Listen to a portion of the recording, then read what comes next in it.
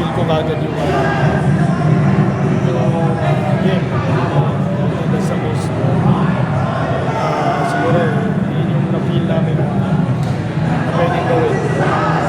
We had a good start and sayang lang hindi namin na-sustain yung start namin. But marami kami mga lapses, especially defensively. Also, we need to see that, especially going into this quarterfinals. So, we'll definitely be in the top bottom four. So, you never know kung sino may mga kalaban namin. So, for sure, we'll be ready kung sino may mga kalaban namin. If you got some players starting again playing well, of course, mayroong konti, pero again, I've been doing that naman for my entire career. So, even though I'm playing, you know, para nagko-coach na rin ako sa ibang players. So, just, siguro yung leadership lang sa loob ng practice. Dalawang gwardiya yung wala sa amin eh. One of that, Paul Lee is one of our leaders also. Para lang magkaroon ng konting tulong. Coach, with that said, are we still gonna see you play dun sa quarterfinals? We might, yes. I think yun yung magiging lineup. So, we'll see it sa mga darating na mga adjustments that we need to do.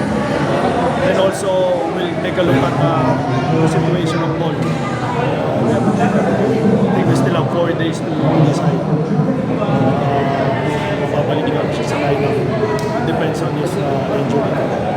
So, yun. Coach, sabi mo parang hindi na bago sa'yo since parang nagko-coach ka na rin throughout your career being a point guard. Pero how different is this na playing head coach officially ka? Well, it's different because I'm still new to the team. I'm still learning the players. Hindi pa, unlike when I was in Ginebra, I've been playing for 10 years, 11 years. But dito kasi nagkakapaan pa rin eh. We've been together for 3 months. 3 months pa. So marami pang kami kailangan matutunan sa isa't isa. Me as a coach naman sa kanila, I'm still learning. You know, their specific spots and strengths and weaknesses. So I just told my players just to just trust the process and believe doon sa mga ginagawa namin. There's gonna be a lot of frustration, disappointment, just like this. Because hindi naman kami basta-basta team na pasok ako ng sistema mo. It's not gonna be like that. In a perfect world, why not? I always tell my players just to keep fighting, just to get better, and just trust the process. Basically, I have a young team. Probably one of the youngest team dito sa PBA. They're still learning also. Even Zayn, who's playing big minutes sa akin, he's still learning. He's still picking his spots. Marami pang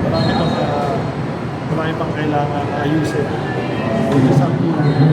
Kailangan lang ng pasensya. We still have to have patience and believe dito sa mga ginagawa natin. Coach, na-mention ni Jerome kanina na for sure semi siya makapaglaro kasi hindi niya pa sure kung sa quarters makapaglaro siya.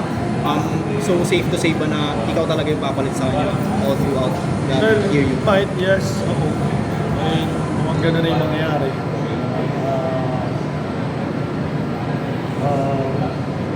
But I think with these 4 days, alay natin, di ba? Makakabalik siya na yun. Mata pa naman yan eh. Madali naman mag-heal yan. So hopefully he can come back. But if not, then I'll be ready naman. I've been practicing with them. Kahit nung mga unang practice na lang sa kanila. Just to keep in shape, be ready. Coach, I heard din na kahapon lang naka-attend ng practice si Yuken. Paano ba yung naging introduction mo sa team? And ngayon, nakapag-attend siya. When we were in Bahrain, right after the finals nila, the championship nila, after 2 days, workout ko na rin siya with our trainers and sinendan na rin namin sila ng mga kailangan panoorin, gawin. Isa, he knows how to play. I think mas mabilis siya makaka-pick up sa lahat ng ginagawa namin. So he's definitely he will be a big factor for our team. Nakita niyo naman dun eh. Kahit first practice pala yesterday, I give him that freedom and leeway to play again. Kasi we will use it for sure. We will use it. We can use it. Coach, coaching up against Coach Isa Sambu, long time mentors mo rin sa Gilas sa SMB. Way back.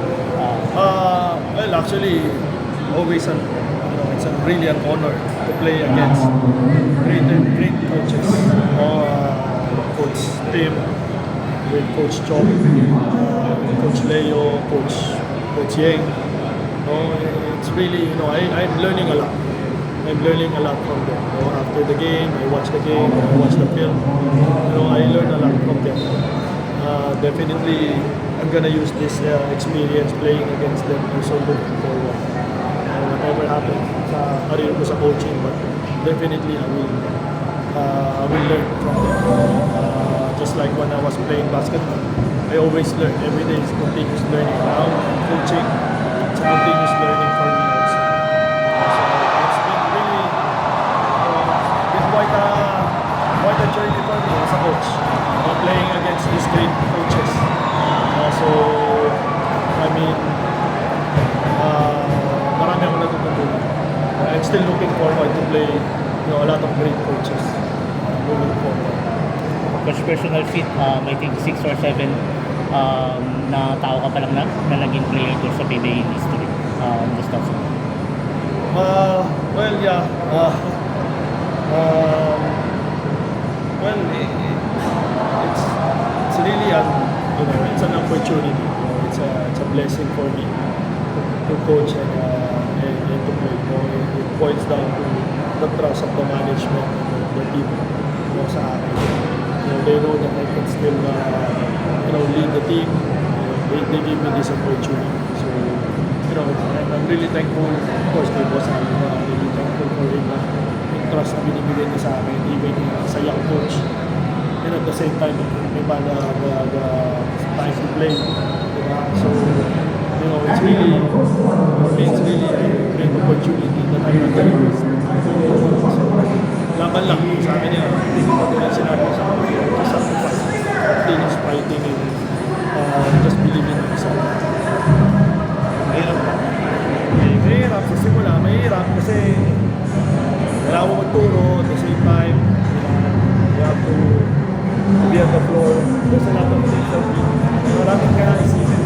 Mahirap. It's not easy. Not easy, but it's doable. Kaya naman. Of course, with the help of my coaching staff, I trust them. I trust them that they're gonna make good decisions for me. If I'm playing in the court, hindi ako coach, player ako. So sila na bahala sa akin. And if I'm on the bench, then ayun nga eh, sana na. Sana. Coach Nason, you're likely to play Converge or TNT in the quarterfinals. We'll see. Doesn't matter who plays as long as we have to be prepared. Then, yung team na yun, dalawang team na tumalo sa amin. So, we'll see. We have no chance. Kasi mo kay Yukin. Kay Yukin. Well, katulad niya sinabi ko kanina, we'll definitely use him. We will need him for sure. He's a big key to our team for sure moving forward. And I'm really looking forward to have him in our team yung mahabang preparation. Malaking bagay siya sa akin. Okay.